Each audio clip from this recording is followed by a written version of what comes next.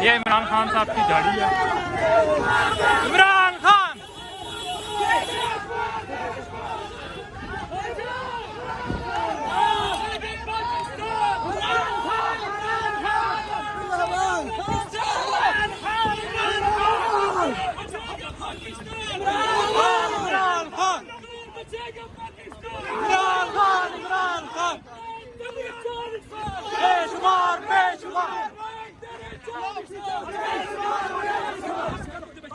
इमरान खान साहब जा रहे हैं सिंध अस्पताल से वापस जा रहे हैं।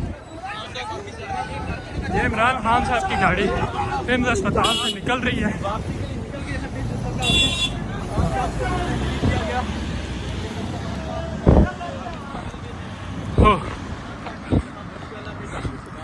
नाज़रीन, इमरान खान साहब आए थे पिम्स अस्पताल शहबाज गिल से मिलने के लिए, लेकिन उन्हें शहबाज गिल से मिलने नहीं दिया गया, जिसके बाद इमरान खान साहब ने एक मीडिया टॉक की और वो यहाँ से रवाना हो चुके हैं। ये आप देख सकते हैं सामने इमरान खान साहब की गाड़ियाँ जा रही हैं, वो यहाँ से निकल गए हैं इस्लामाबाद पिम्स अस्पताल से।